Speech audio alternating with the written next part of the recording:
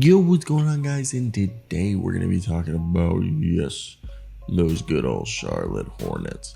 LaMelo Ball, Miles Bridges, PJ Washington, Brandon Miller, and the gang are all there. So let's get right into it and talk about what this team is, what they did this offseason, what we expect from them. And I honestly have this is my season preview, predictions, expectations. First off, I think this team is a play-in team. I think they're a 40-win team, ceiling wise. I mean, if they win more than that, kudos to them, and that's awesome. And I really think that I'd be proud of them. But with LaMelo Ball, with Miles Bridges, PJ Washington, Mark Williams, Nick Richards, and the gang, I really do believe this is a team that should at least win 40 games and be in the play-in. Maybe I think their ceiling is the 6th seed. But let me hear your thoughts down below in the comment section, and let's get right into today's video and talk about it, because I think it'd definitely be interesting. Because I'm not saying the Hornets are better than the Nuggets, but I do think the Nuggets had an impactful offseason, and they did stuff. So let's go right into it and let's talk about those Charlotte. And I'm very curious. What do you guys think about this team on the whole? Do you think Charlotte potentially could be a team that maybe in a few months, retrospectively, will be like, oh, they should have done this, they should have done that? I don't know. But let's get right into it. I think the first thing, when we look at the Hornets, I think Steve Clifford's like the Dave Coley of the NBA. He's just going to be holding the position. And with the new owners, you hope that this is just going to be different, because picking Brandon Miller over Scoot Henderson, I think, is dumb, but it's very defensible, as you think Brandon Miller, Miles Bridges, PJ Washington, LaMelo Ball, and whoever your center is going to be is a better fit than Scoot. Win now, I guess. But using, your cap space to do nothing, because you basically are still $32 million below the tax line. And you brought back Teo Maledon, and you did Frank Ntilikina as your biggest signing. No offense, but I think there was more things that they could have done. And I'm a fan. I'm a fan of what the Hornets have in Miles Bridges, because their starting lineup, theoretically, okay? I'm not the coach, but when I look at this roster on paper, this is what I would start.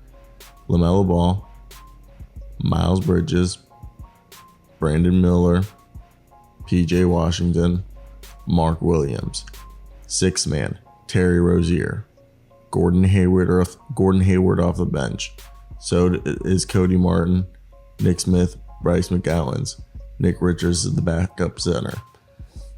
Because right now the roster is LaMelo Ball, Nick Smith, Terry Rozier, Bryce McGowens, James Bouknight, Gordon Hayward, Cody Martin, Brandon Miller, PJ Washington, JT Thor, Mark Williams, Nick Richards. Kai Jones is gone. He's away from the team. I don't know what's gonna happen there, but you know what I mean? We don't even know. But Frank Ntilikina, RJ Hunter, first off, RJ Hunter, Trey Scott, Nathan Mensah, Jalen Sims, and Angelo Algier. I know for a fact, they won't be on the roster. They're going to be on the G League team. And they also, of course, brought back Miles Bridges, who's going to be suspended for the first 10 games, but he's going to be there. So I'm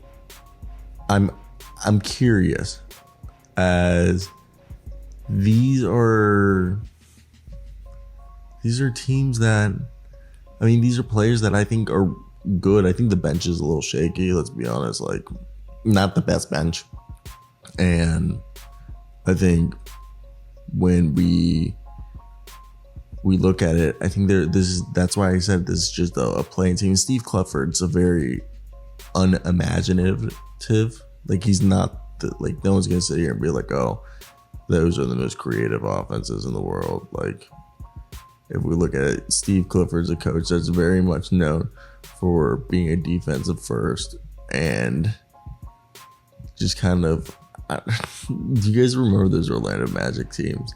I mean, we went to the first round out. Like, he's just kind of like your old school, instilling good principles into a team. Loves his defense. Push the ball like in transition.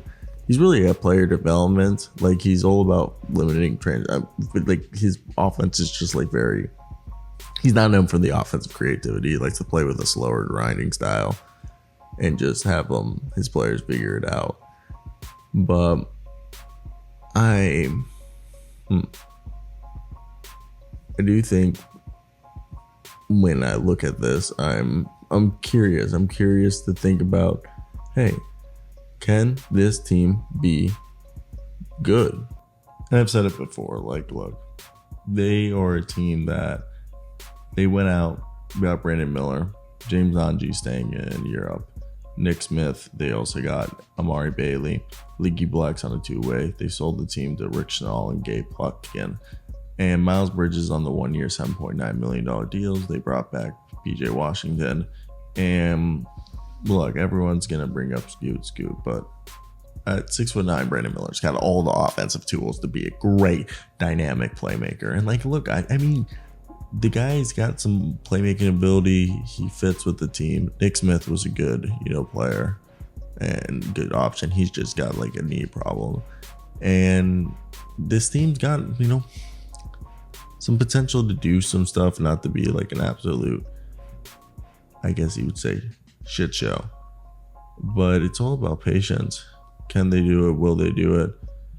That's up to management. And if you have the belief that this team can be more than a play-in team, I really think that they're just waiting for a good coach. I mean, obviously they want everyone's going to say, well, Kenny Atkinson was supposed to be a coach. I think they're going to player development, figure out who's on the roster. I think come trade deadline, don't be surprised if they trade somebody. Okay, we look at this roster. LaMelo's fine, but Terry Rozier, Gordon Hayward, I think they'll try to trade. Use Gordon Hayward as like bait to take on somebody's contract that somebody doesn't want. And then you have PJ Washington that I think people would be interested in, Nick Richards. And then they can go into free agency with a bunch of money and rebuild quickly around LaMelo. And I think that's the best option, in my opinion, to get what they need. But again, what do I know? I'm just the guy making a video in my condo. And I don't know. I do think that this is a team that has potential. And it just needs it's more about harnessing it. And I think that's why they went back to Mr. Steve Clifford, as much as I joke and say that like was so weird and it's a stagnant lateral move. I do have faith that this team in the next season will start to figure it out, and maybe they can be the team that surprises us and is the breakout team. Maybe they can be like the Memphis Grizzlies. That's like the new status quo. Everyone says that. Like, I thought I was the first one to start saying that, but I guess that's what everyone says. Oh, they're gonna be like the next Memphis Grizzlies, and I don't get me wrong. I think it's a great saying because everyone wants to be the next Memphis Grizzlies. And what that means is just how they developed. They were able to harness the core. I mean, have they gotten to their full potential? No, but that's not because of their own fault. I think that's more because their players haven't seized the moment. And you can only do as much as your players will, I guess, want to do. So that's going to be the video. I'm just going to ramble here until you guys kick me off. And that's probably going to be